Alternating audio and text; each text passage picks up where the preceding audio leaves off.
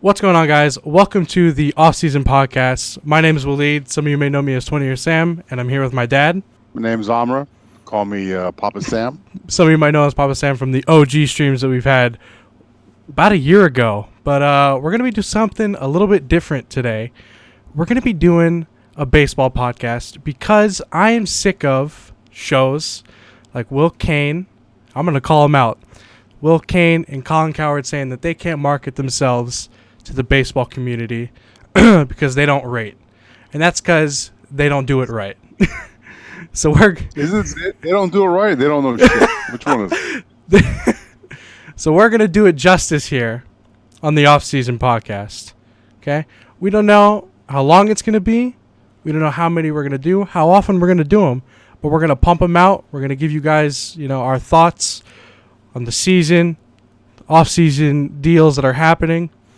And we might branch out into other things, maybe bring in gaming stuff, different sports. But for now, we got to focus on what matters most because season's over, Dad.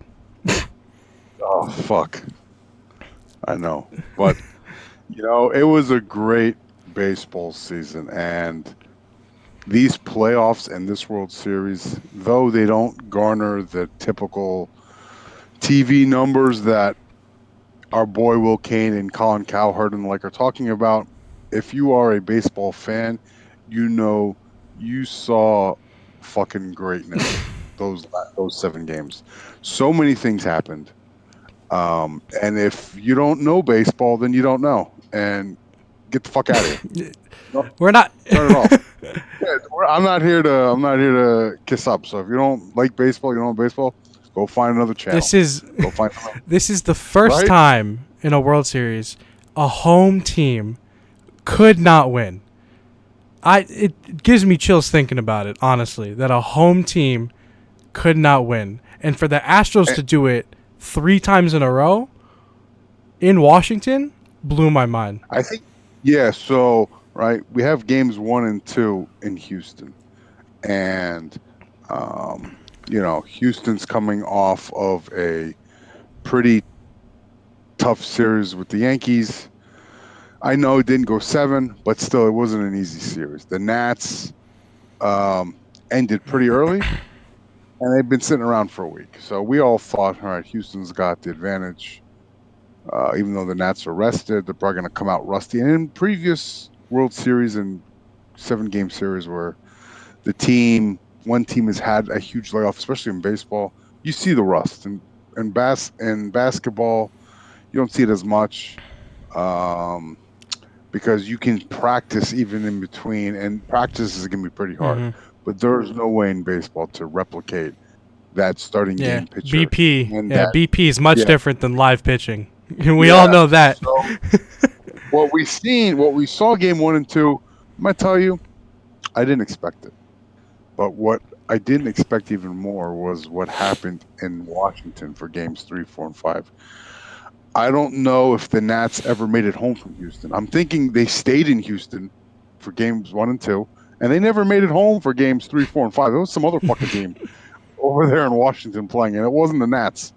And then when they went back to Houston, we saw the Nats again. But let's talk about, I think we have a lot of time to talk about the Nationals. I really want to talk about Houston for a second.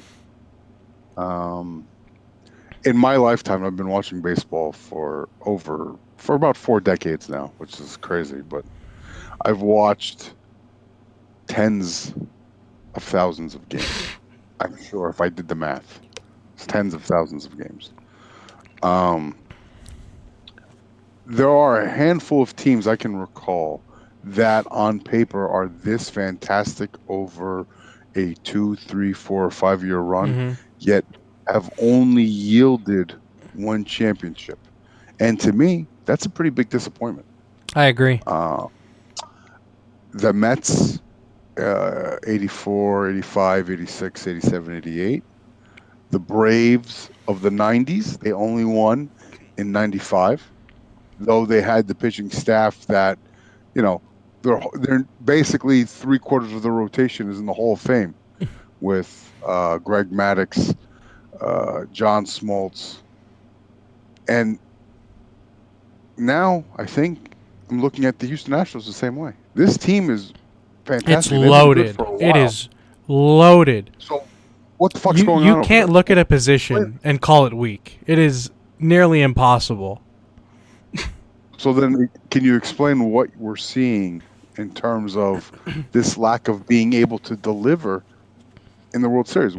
What's happening here? I Why? think it is a fault with the way baseball is looked at now with home runs and launch angle, and it's okay to strike out because you see the Nats, the way they execute in games with Trey Turner getting on.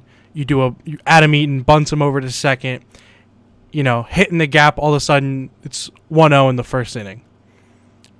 Yeah. There's some teams that would rather have their first three guys swinging for the fences and see what happens.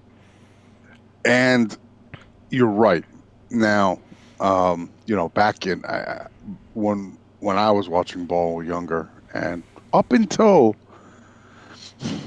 10 years ago, we called that term was small ball, and what you just described the Nationals doing was called manufacturing a run, getting somebody on first base, and then the initial goal is getting somebody on first base, and once that happens, the second goal is to get them in, and that's by hook or by crook. You steal a base, you bunt somebody over, you hit and run, those skills, and I think we've seen that, especially now, are it's like any other skill or muscle. You don't do it enough, it atrophies. And what you're seeing is the inability for a good team, an average team, and a shitty team to be able to do this. The amount of times I've seen somebody get on first, and then within 2 pitches, I see a hit into a double play.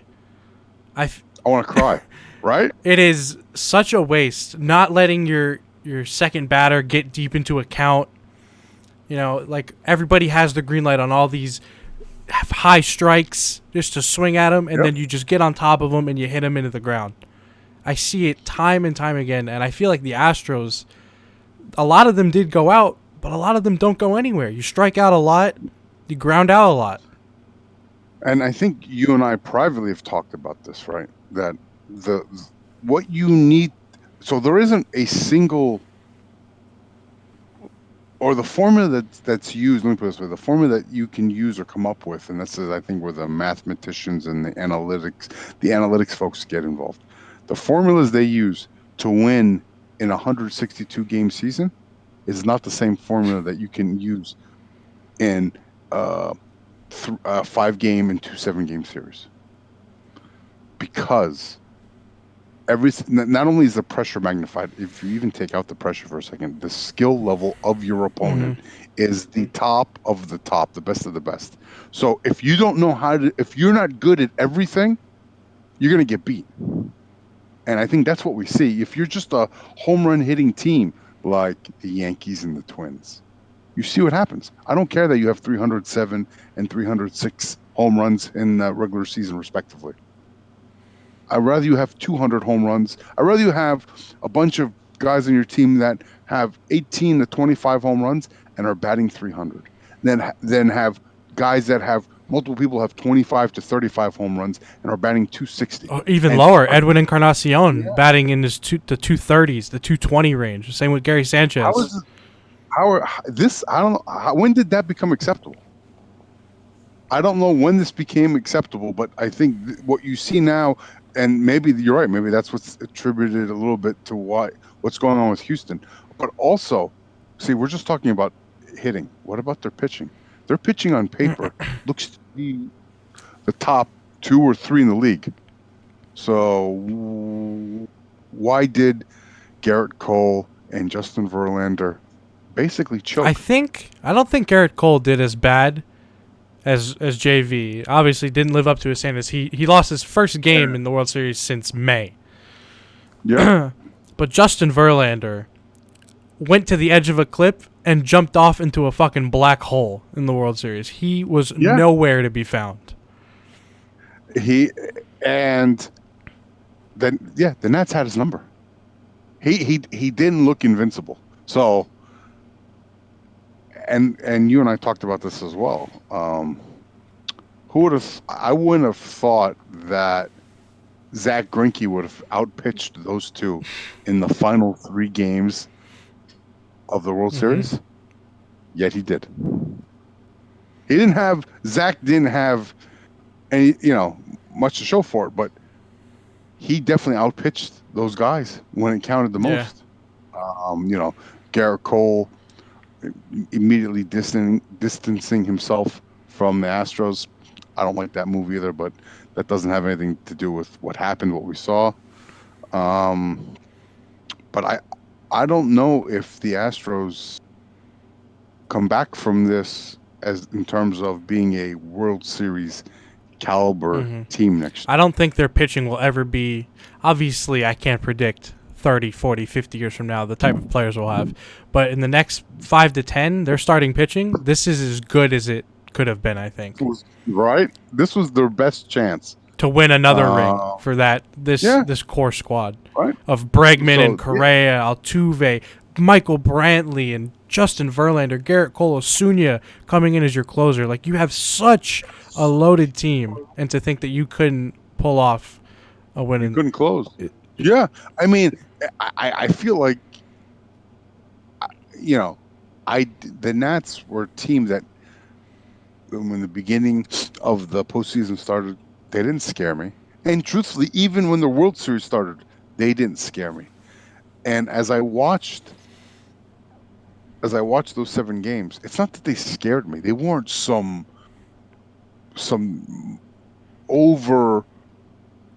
overbearing team where you just feel like their offense is always coming at you and their pitching is nuts. Their pitching is good.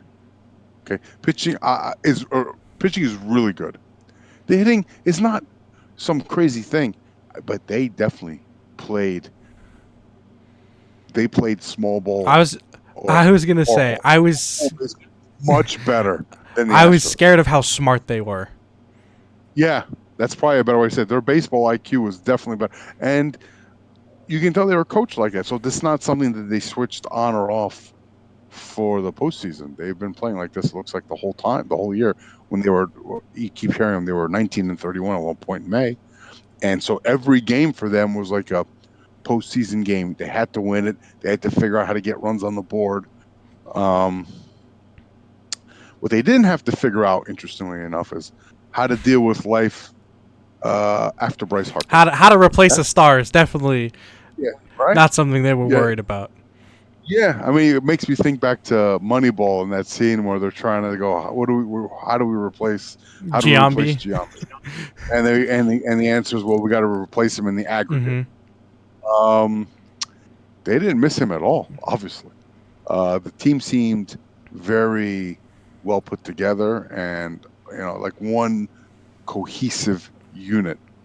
And, I mean, that's, again, a testament to Dave Martinez and the Nats. So, I mean, good for them.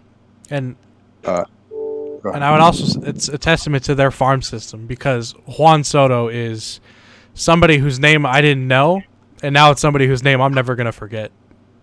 Yeah, and like let's talk about that for a minute. So we have all these up and coming players now in baseball, right? Whether it's on the Nats or the Braves. Some could use some attitude and adjustments. Right, I agree. So so we can talk about that, but I'm more interested in with these players are young.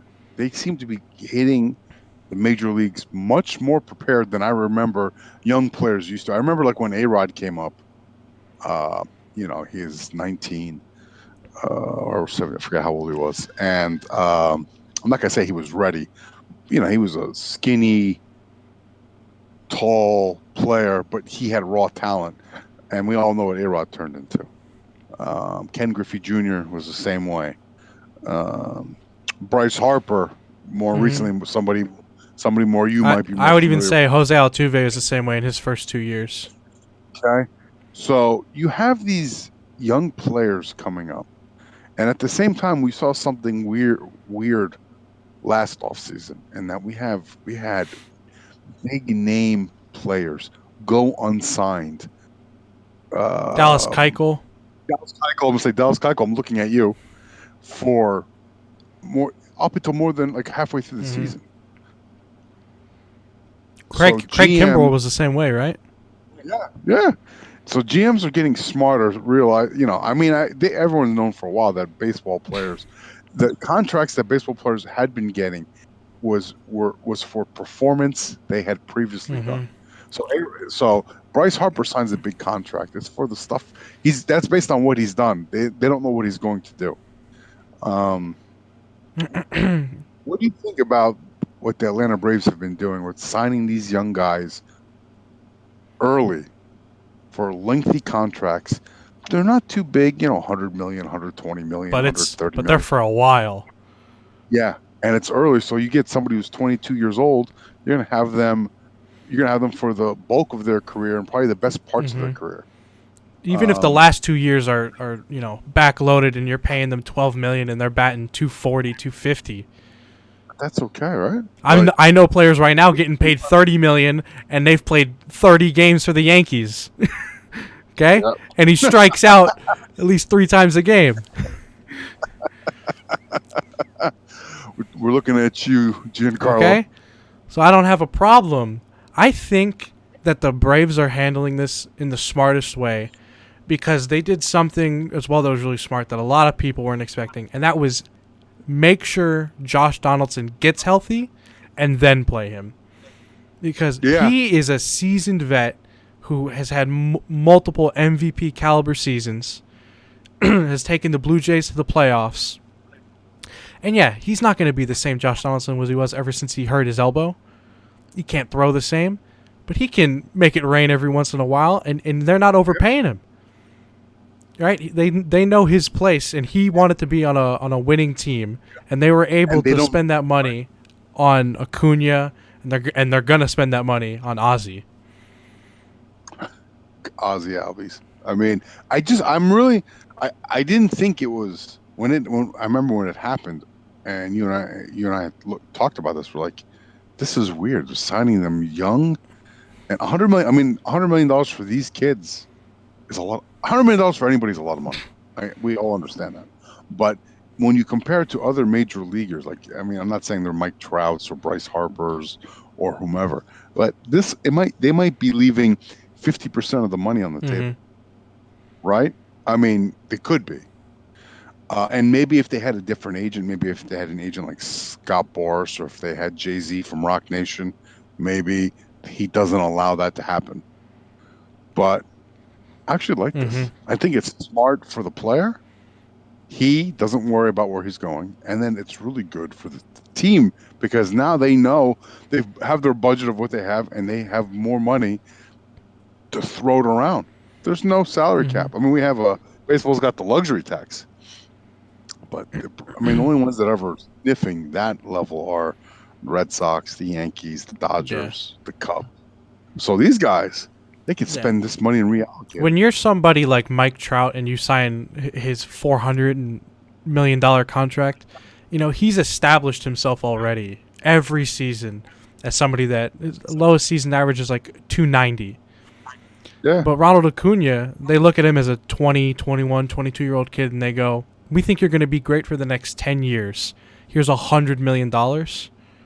Yeah. And you got family to take care of. You got, I'm sure, a lot of family in other countries that are dying to, come see you and maybe live in America, and you want to, support them. And now you can do that at such a young age already. Yeah. This guy, 10-year contract, making, let's say, $120 million for the life of that contract. You're right. He's going to start at $10 million a year. It's going to be backloaded. He'll be making toward the end of it, $14 million a year or something.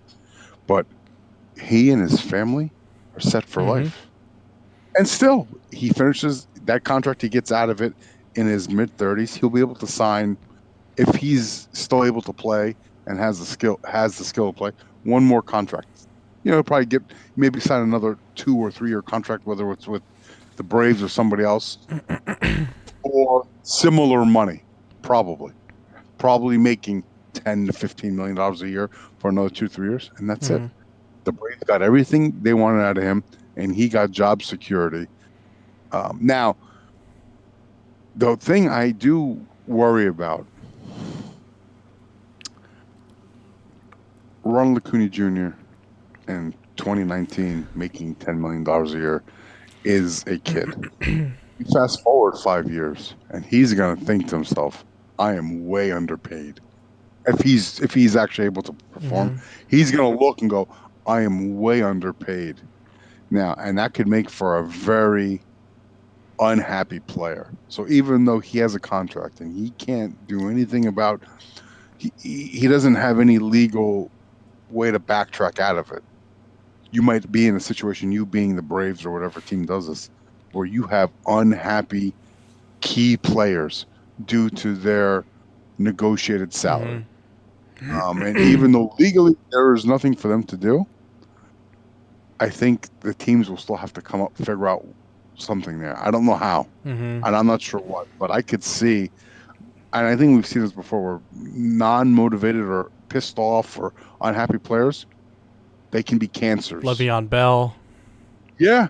In different sports, you see it all the time. So even though he's got a contract and his signature's on there and he did it, 10 years is a long time, man. You grow up, especially from going from 20 to 30, you grow up a lot. And you have different responsibility. You go from being a single guy, he might get married with kids, and all of a sudden that money, it's not the same. So we'll see. I guess that's a problem for down the road. But I'm interested to see how that works out. Yeah, I definitely agree with what you're saying because, these players are so young, and every year they're going to be maturing. Once you hit 28 to 29, 28 to 30 is different than 20 to 22. Yeah. He's going to... I hope that the Braves are enough of a contender to make not making as much money worth it. Because I hate seeing what's his name? Manny Machado to the Padres. Oh. What are you doing? You are you bitch and moan all day about I want to play shortstop. Okay? And you get this massive contract from the Padres.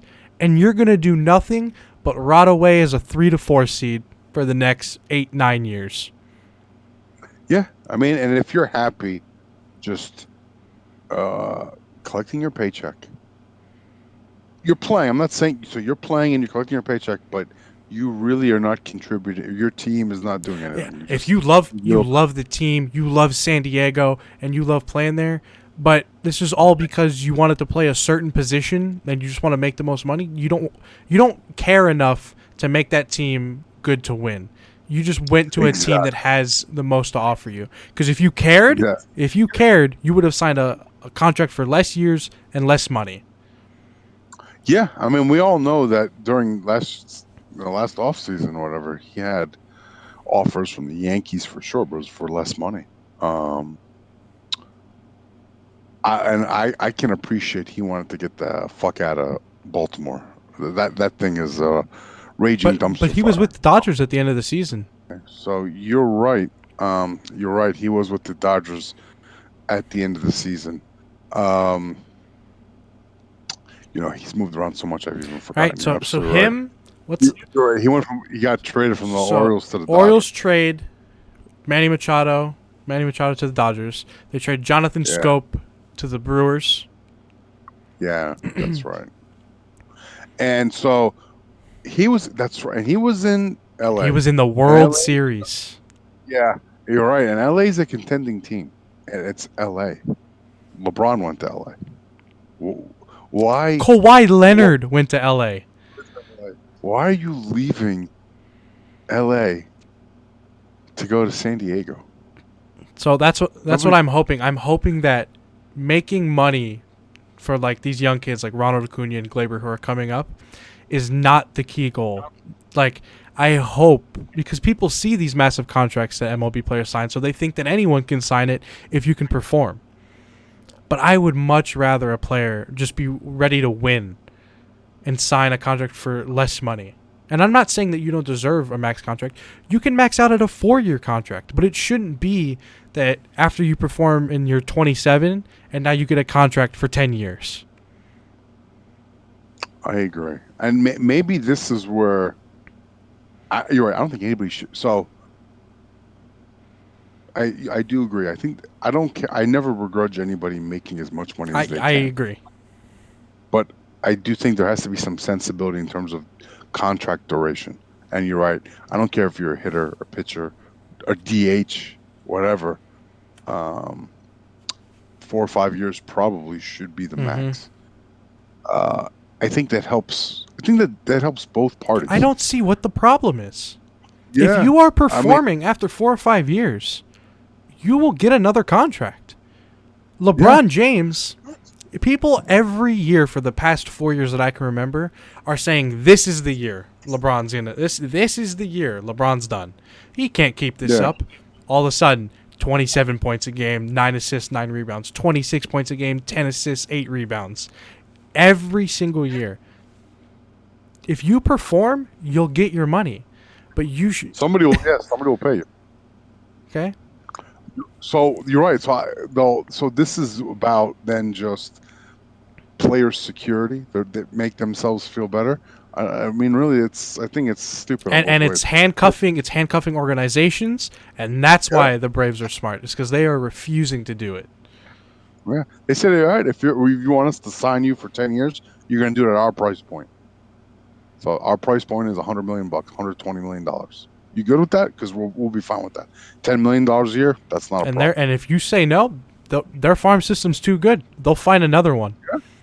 No, that's a good point. That's a really good point. These teams that sign these players, like the Seattle Mariners, when they signed Robinson Cano, they thought that was the plan. That's your World Series contending team. Robinson Cano and D. Gordon. So Robbie Cano is the solution to everybody's problem. And you remember he was on the Yankees, becomes a free agent, goes to Seattle, and you never heard his name again. I barely even heard it on SportsCenter. No one was staying up to watch Seattle Mariners. At least, truthfully, on our side, between you and I, many times we will stay up to watch the Angels play because we have Mike Trout and Shohei. But Robbie Cano? No, he's not a big enough name. I couldn't care less. And he's too old. And it's like what Manny Machado has done now. It's like, I don't care. Mm-hmm. You want to go out there? You're gonna. I mean, for me, it doesn't make sense. But I guess this is big contracts in baseball aren't new. What we're seeing now with these 10-year contracts for young players is new. And I hope that becomes mainstream. Yeah, I hope that becomes mainstream for the young players, and then for the older players, it should be, just cap it at 4 or 5 years. I don't need the Scott Borses of the world always trying to get these huge contracts for. Look at Albert Pujols. He's talking about underperforming. They paid him for what he did basically the Angels paid him for what he did in St. Louis, but he's not giving them St. Louis performance now. Nope. That Albert Pujols is gone. It's at least with Miguel Cabrera, he was with Detroit for most of his the back end of his prime. So they knew what they were signing. And they were okay with it. But another thing is these contracts, as much as I like the young ones with the 10-year over $100 million, they don't even have to be that long. I understand with the job security that these people want. If you're 20, 21, and you sign a 4 or 5 year contract for $75, $60 million, I think over the next 5 to 10 years we're going to see a lot more smart negotiating from teams, and we're going to see better contracts because of what the Braves showed they can do. I hope so. I think. I mean, right? We've had this shift now in baseball mentality with all the analytics. I mean, whether it's number crunching for statistics, or for players, or number crunching financially. there's a big change coming. And I think it's going to continuously evolve, right? I think the contracts evolve, player development evolves, how the game is played evolves, right? We don't always like what we're seeing. I know I'm not a big. I don't like this whole. I don't like the shift.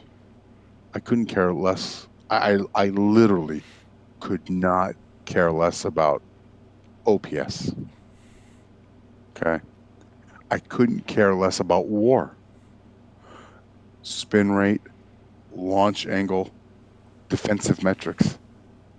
Show me where the launch angle is when Trey Turner scores in the first inning. I couldn't care less about the exit velo. Tell me the exit velo on Adam Eaton's sacrifice bunt. Give me that stat. What does it matter? What does that matter? Because that, truthfully, I'm going to be honest with you, is it doesn't. I don't think it matters in terms of really what's going on the field. I mean, it doesn't. That's not an evolution. That's just trying to figure out how to play. It's almost like you're trying to play a video game in real life, and you're trying to just say the numbers is what matters, and not the human being. It's not like you have robots on the field playing. So there has been these changes, but the one thing that hasn't changed much is how umpiring and things happen on the field, right? Now, recently, in the last couple of years, we've had this replay system, which is, I mean, yeah, it's meant to correct the egregious call, which is fine. And obviously, home runs that are not home runs or vice versa, those have to be reviewed. And I like that. But what really drives me nuts is watching a game on a high definition TV with super slow-mo and all the angles, and everyone can see on the big screen and the stadium and at home that pitch is a fucking ball, or that pitch is a strike, and the inverse is being called, and there's no remedy to it. How come when I watch a tennis match, we're watching Wimbledon, I can see exactly where the ball hits on the down court. To the millimeter. I mean, they have it where you could say, oh, there's a couple grass blades, like they have it digitized. They have it digitized, not that it's zooming in. It's digitized. Go, yep, here it is. This is where it hit, and this is how the ball, when the ball hits. And I actually appreciate this for tennis. A tennis ball, when it hits a hard surface, the ball elongates. And if you ever look at just what happens on that's in the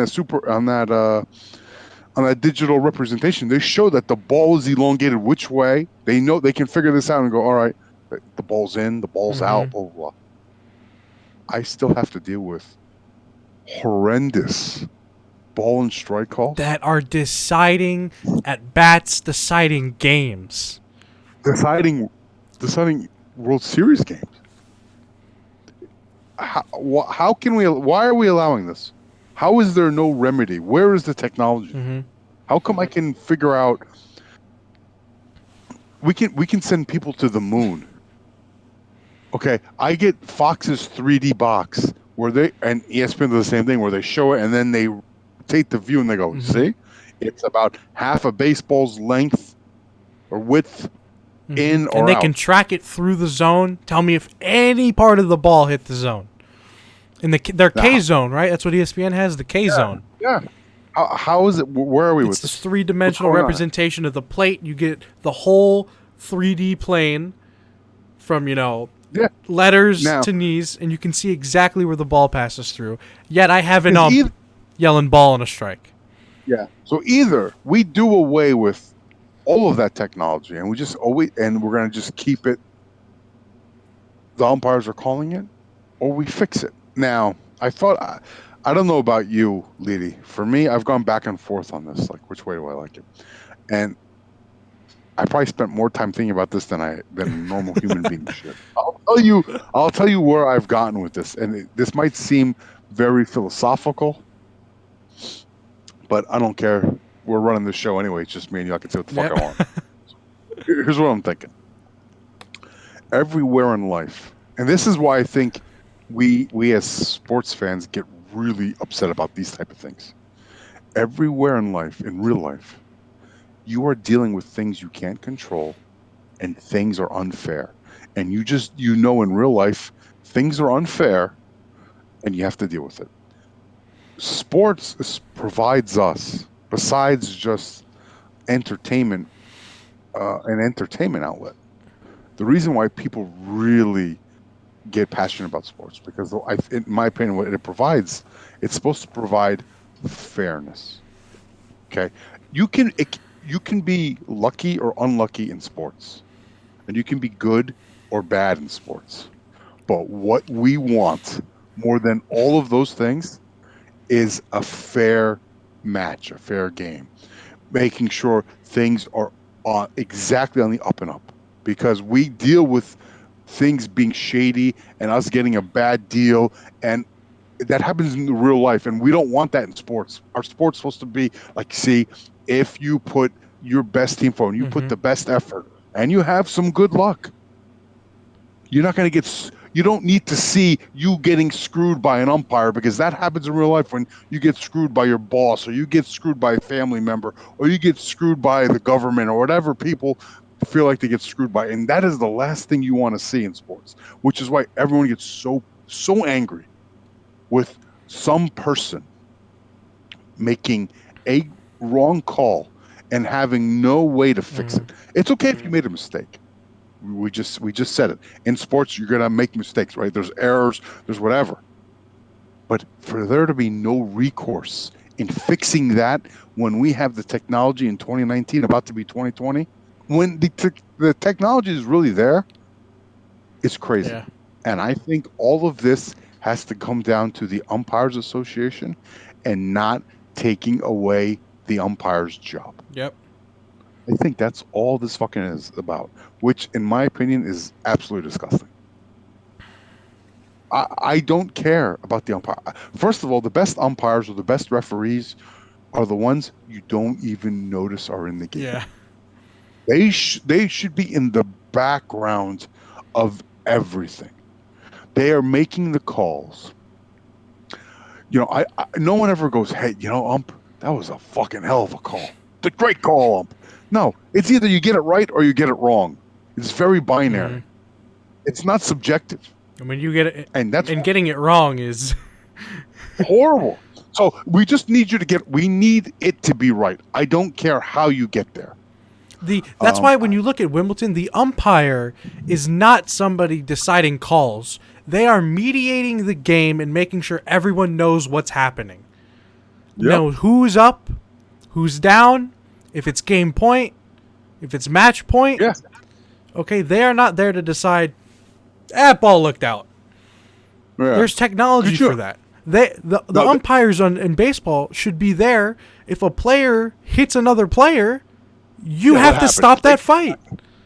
Yeah, they should be traffic cops, right? Yeah, or whatever. Like, it's just like officiating the rules of the game. For example, the ball hits the roof in Tropicana. What happens? Right? Fan interference. Was that really fan? Did they look? Yep, fan interference. What happened? That ball. So and so missed the base. Things that I need them to, because it's complicated. Yeah, it's not everybody understands exactly what's going on.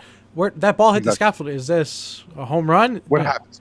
Yeah, it hit the top of the wall and then bounced. Did this? Where is it? It's stuck underneath.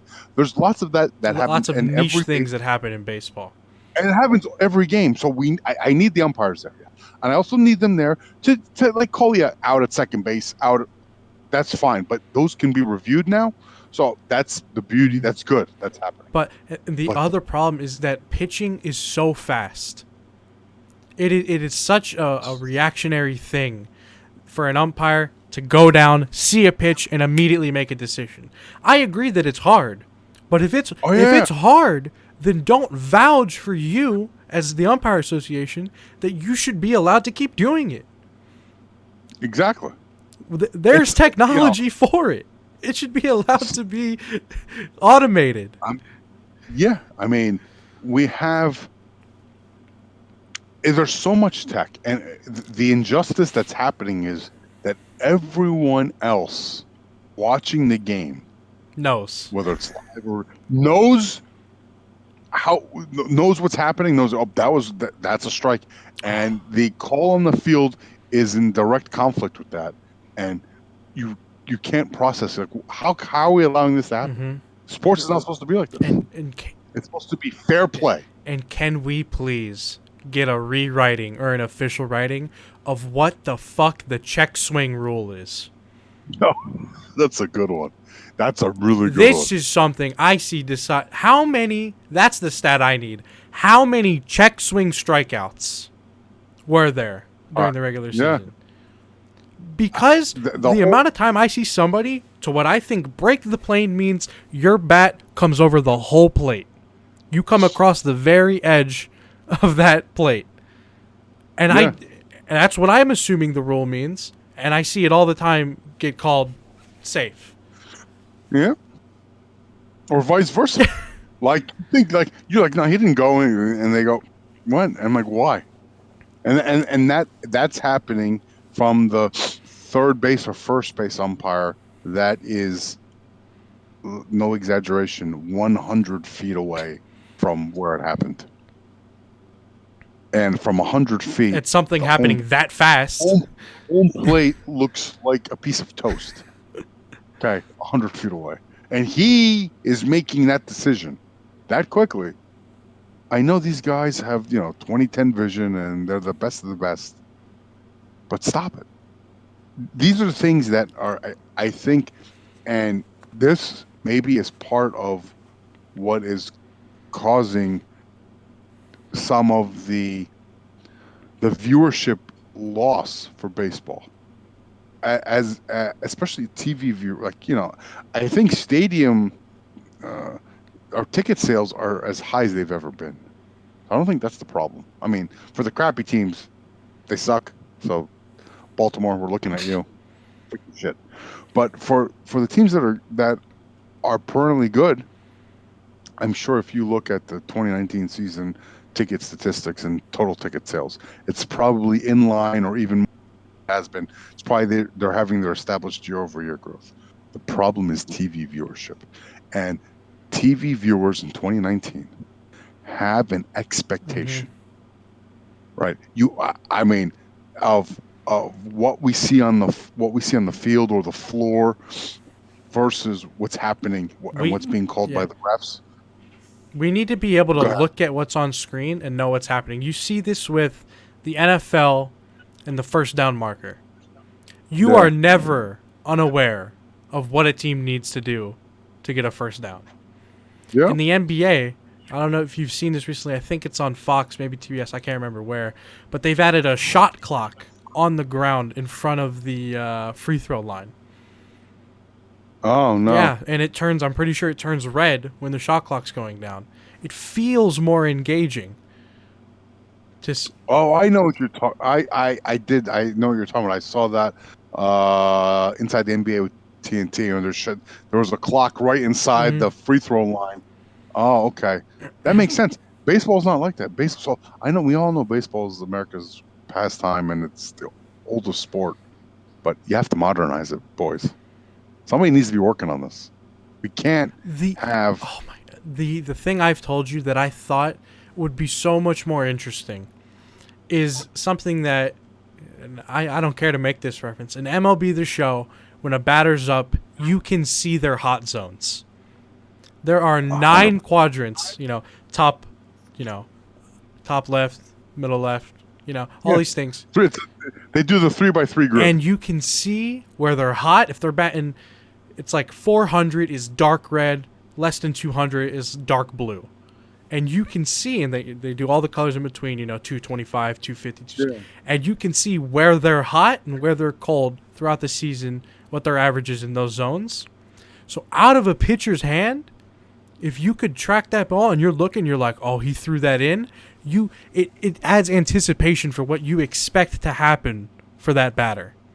True. Like you see, the ball's on the outer half. He's probably going to swing. Dude, they're setting up outer half, and that's where he's hot. Oh my God, the catcher set up in, and he missed with a slider, and it's tailing away. So that I have all these number junkies crunching statistics for both the teams and for the TV networks that are doing. Yeah. But no one's doing this. Who's working? I mean, I think you and I have noticed this too. The production quality for baseball games is piss poor. Like when you go to the national broadcast, not the local ones. Like, us living on the East Coast and being Yankee fans, we watch a lot of Yankee games on the S Network. Fantastic. We watch NESN games for the Red Sox. There's really good. We watch Mets and SNY. That one's top notch. So I think many local ones are pretty good, but the national ones, ESPN's a joke. TNT and TBS, which we watched in the playoffs, right? It's horrendous. Just this regurgitated reuse of the same phrases and the same technology. The same thing. It's the same technology for the last. Let me put it this way: think back to when you were watching baseball ever. You've seen that K zone, that box, forever. So what innovation has happened in the last decade? Can you think of it? 360-degree camera.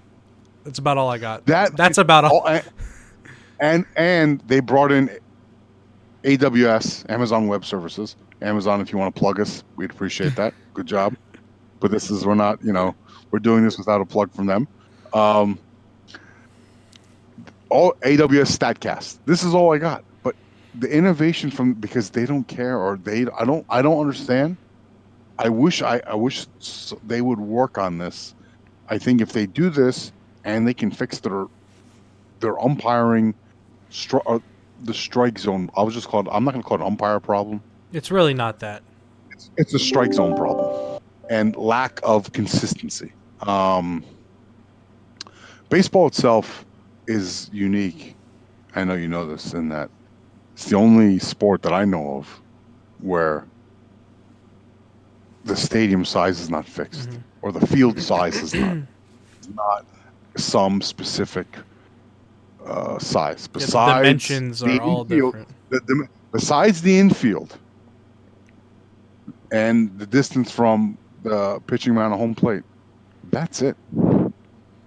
So I get it that baseball's a little weird, a little funky. It's not timed, which is even what really drives me more nuts. Because baseball is the only thing, if you really think about it, break it down, it's supremely fair, and it gives both offenses and defenses the exact same chance. In basketball, in soccer, in hockey, and in football, you can play the clock and hold the ball. And we just saw what Bill Belichick did 2 weeks ago to the Dolphins, where he took 2.5 minutes off the clock or whatever it is without even running a play. And that affects the outcome of the game. You can't do that in baseball. You have to get 27 outs. And not only that, you can ruin your opponent's chance by taking the ball from them. Yeah, exactly. That can't happen here. It never happens in baseball where one inning of a team only gets 2 outs, right? Or 1 out. It doesn't happen. You're going to be guaranteed at least 3 batters. You're going to be, the pitcher is guaranteed, you're going to be facing a pitch. It's really fair. It's not like imagine if a pitcher struck somebody out, the inning ended. Yeah. Could you imagine? Like, that's like it's so fair. And yet we have this huge injustice with the part of the game that gets the most action, which is the strike zone. The pitchers, each team probably pitches, if you total it, 100 some odd pitches in a game. That's 200. That's 200. You don't have 200 base runners, 200 plays at any base, but I have 200 calls in and around home plate. If there was anything that needed to be fixed, I would rather them get rid of instant replay Mm-hmm. and tighten that up. Yeah. You're tightening up the 1% of calls that happen that are inaccurate. Yet where all the action's happening, the 98% of where baseball actually happens, which is in and around home plate, that's the one we, like you said, Yeah. we just leave it to the umpire's And discretion. the other I think problem that's is you see a lot of times a pitcher can miss his spot, but he'll miss his spot in the zone. yeah. Missing a spot is bad for the pitcher, but that shouldn't take away from him throwing a strike. And for those that don't necessarily know that what that reference means is, let's say the catcher sets up on one side of the plate because that's where he wants the pitcher to throw it. The pitcher doesn't instead of the pitcher throwing it to the one side of the plate, the ball drifts back toward the middle. It's at the right height, but it drifts back to the middle. Now, that should be a strike, but now the catcher has moved so much, whether it's with his body or the glove, the umpire's inclination is to say that much movement results. He in interprets a ball this movement as this is not a strike anymore. Yeah, when that's not the case, and you won't. And the fact that something has to be interpreted. Yeah, is what's really and crazy. I can't fault the umpire because that much movement can be confusing. Especially when the ball only takes a quarter second or half a second to get from the mound. I think a 90-mile-per-hour fastball, it takes like 0.3 of a second, if I remember. Yeah, something like that. So that movement happens in even less time than that. Mm-hmm. It's at the tail end of the pitch. Yeah, it's at the tail end of that 0.3 of a second. So I get it, but it's just something that really, I don't know, Waleed. I don't know how they fix it. I don't know if they're ever going to fix it. I hope these automated umps are going to become a thing eventually. I feel that they're going to keep losing TV viewers for this reason. The other problem is that extra inning games are so left up to chance, and people don't want to watch extra baseball, in my opinion.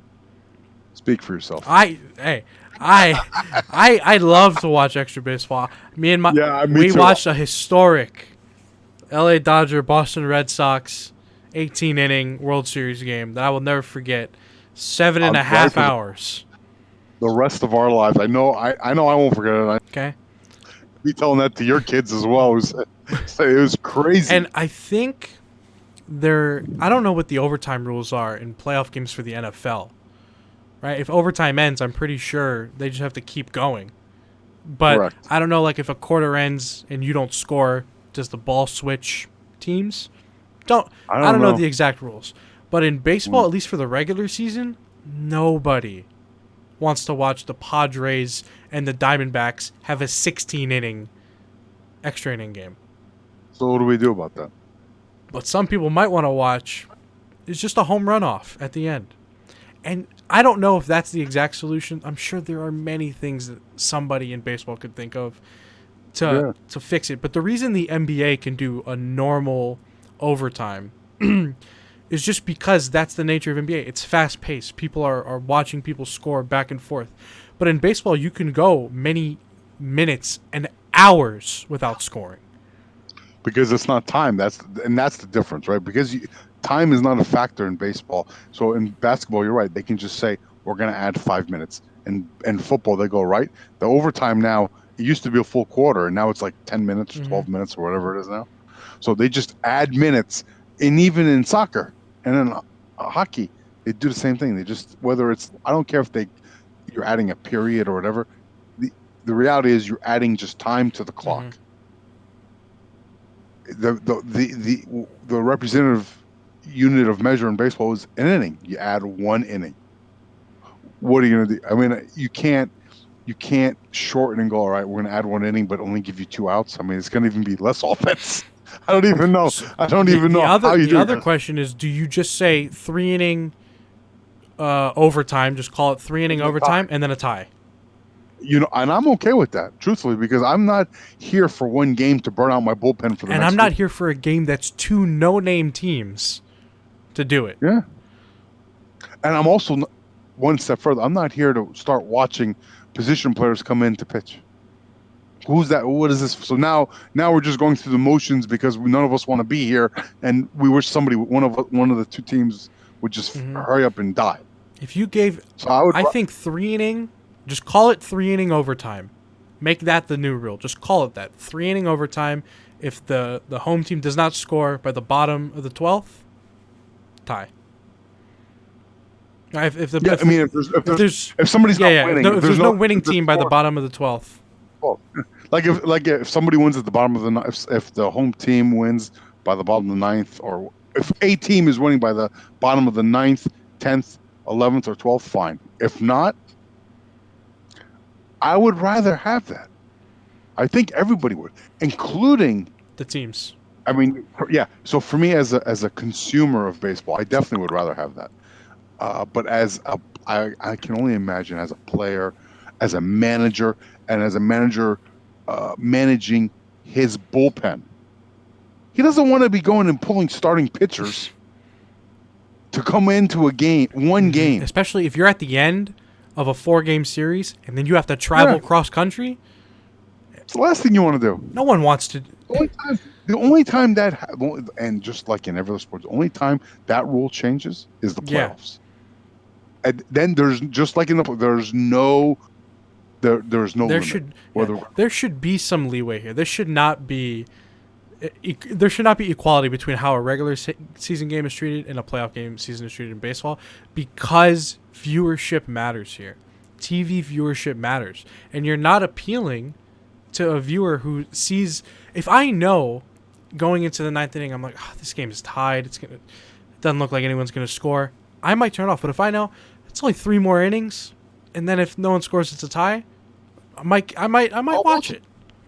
Yeah. In what's the word? It's this anticipation. It gives you some feeling of what'll happen. Yep. And in the playoffs, it's okay. In the playoffs, it's okay for that you not to have that, to not know what's going to happen. Because in the playoffs, I cannot have a tie. Mm-hmm. Someone has to win. But in the regular season, when there's 162 games, I think it's fine. Hell, if football does it and they only have 16 games and they figure out how to deal with ties, I think baseball should be able to do this. And I think this is part of the antiquated thinking that they need to unwrap from and figure out how to move forward. Those long extra inning games and stuff, a lot of times, we're talking about people coming in that are like position players, really shows like that next man up mentality. I saw that a lot this year. Mm-hmm. Obviously, us being Yankee fans, me being a diehard Yankee fan, I know you are as well, for a long time. We had, at one point, more than half of our opening day roster on the IL. I don't want to say it. I knew what it was. I just didn't want to say it. on the IL, I was gonna say DL just because I just want FU. It's the DL, but they were on the IL. Right, half of the opening day roster was on the IL, and there was a point I remember where like of the starting 8, it was like 5 or 6 were on the IL. Aaron Judge, Gary, Giancarlo, Aaron Hicks, Miguel Andujar has been out the whole season. Yeah. A lot of pitchers. Louis was out. Domingo Germán was out at one point. Wasn't Didi out for a while? Yeah. Didi. Yeah. So like it's with his shoulder or his elbow, one of the two, right? I think he had the Tommy John or whatever it was.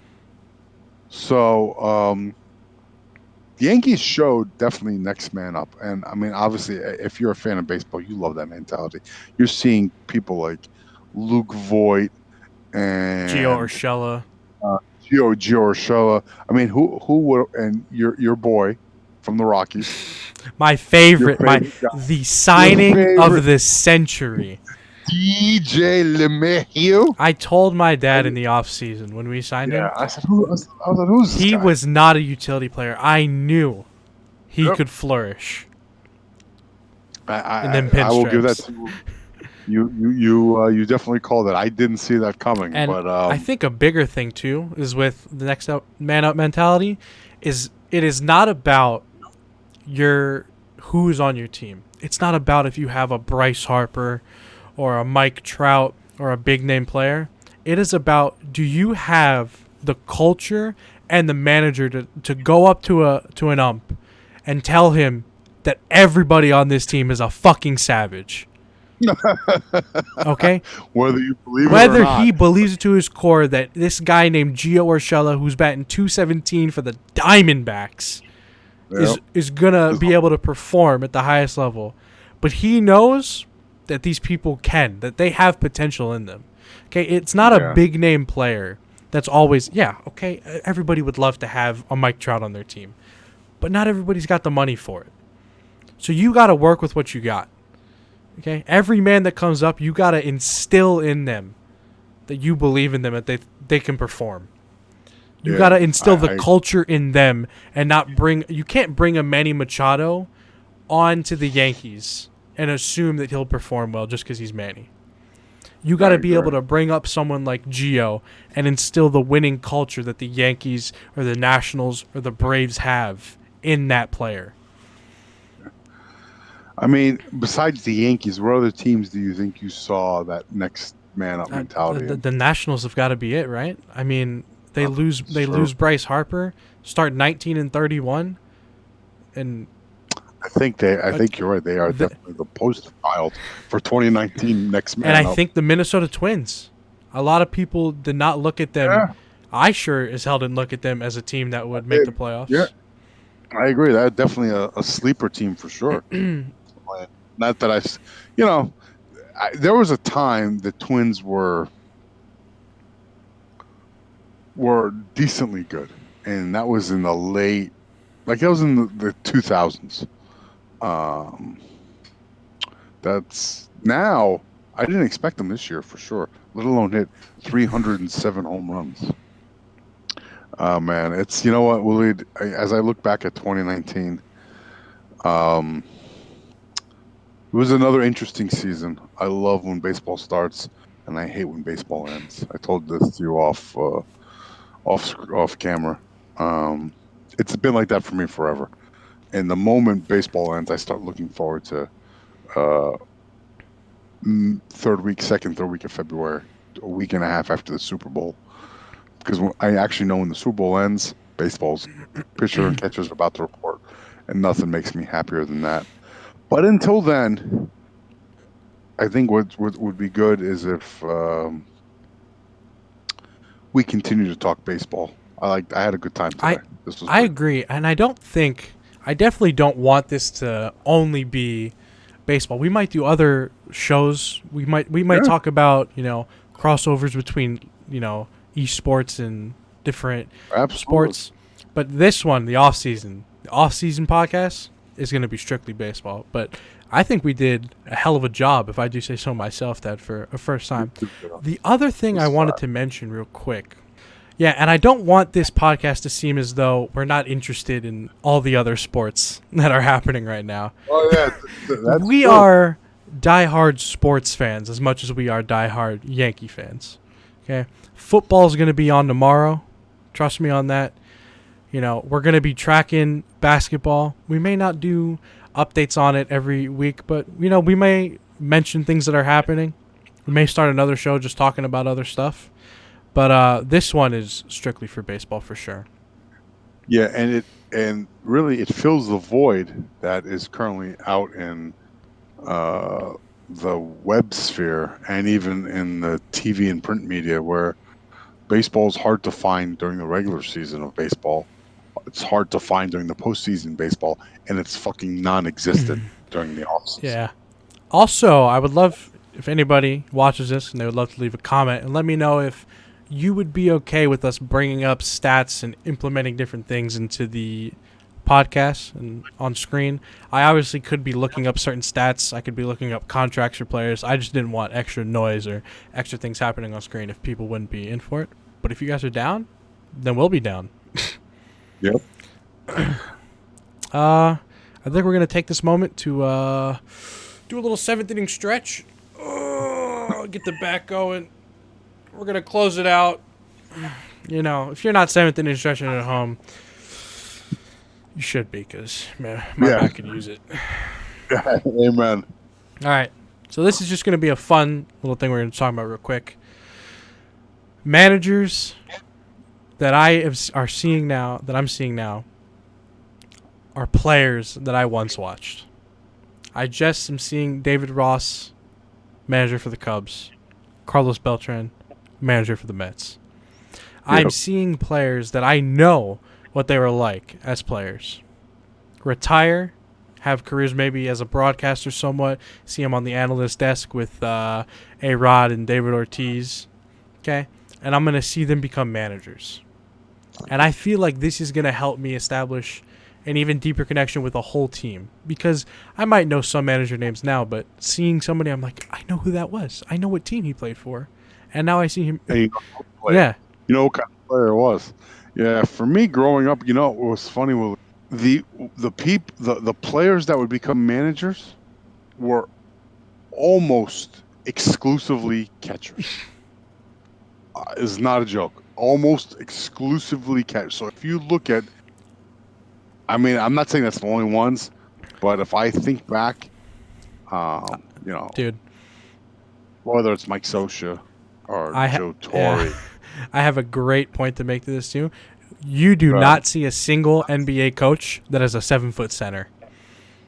No. You see a lot of point guards. Point guards. Because they manage the game.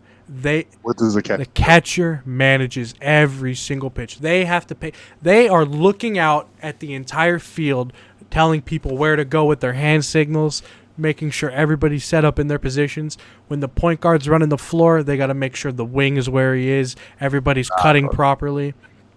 So I find that, and nowadays for baseball managers, I think they're even to the point where they're calling pitches. Now, they're telling the catcher what to throw, whether that's coming from the pitching coach or whatever. Unless you're Yachty or exactly. Buster Posey. So that only makes sense that can come from somebody who played the position. Mm-hmm. I mean, so like Joe Girardi, catcher, right? I mean, there's a lot of them you could think about that were catchers and decent catchers that became pretty successful managers. Mm-hmm. And it makes sense why.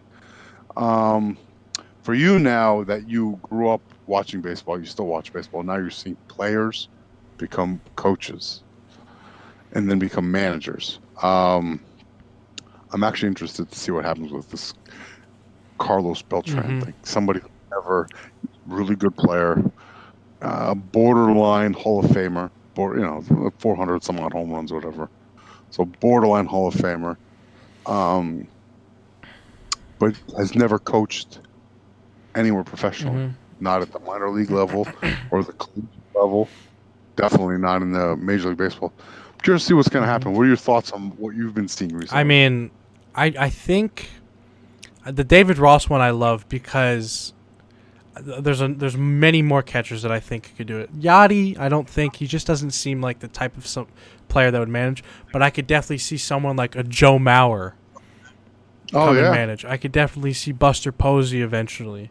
Brian McCann. Yeah. McCann's a good one, actually. I think McCann's a really I loved him in Atlanta. I loved when he came to New York and the way he worked with New York. I think that parallel between catchers and point guards is something that I've noticed because you just don't see. Another thing is you don't see players that were all-stars like every year of their career become because they're too great, I think, to establish that type of coaching mentality. Like Michael Jordan, I don't think would have made a great coach, but somebody like Chauncey Billups or like Steve Kerr, who just they are more relaxed in their state when they're playing, so they can absorb more rather than being the one that has to dominate. And that's just my personal opinion, though. No, and I think you take that to all walks of life, man. I think you see the people that are the greatest in something are not good teachers. right? It's like you get the smartest scientist, it's not going to be a good teacher, because a teacher needs to be able to figure out how to relay information to people that don't know it, or a manager needs to be able to relay, or coaches to relay information in a way that's going to get through to everybody. And usually when you are that great and brilliant, you don't give a fuck about everybody else. You just expect everybody to follow you, and you don't understand why they can't make this play or they can't do whatever. So I think you're right. I think we're going to keep seeing this. You're not going to see Hall of Fame catchers making this type of jump. It's going to be the good catcher. Salvador Perez. Yeah, exactly. That's, I think, what we're going to see. I think Joe Mauer is probably the one that sticks out in my head the most. I'm pretty sure he is retired in the past couple of years, and I think he might make his way back into baseball. Yeah, that should be interesting. All right, buddy. I think that is everything, guys. I really hope you enjoyed this.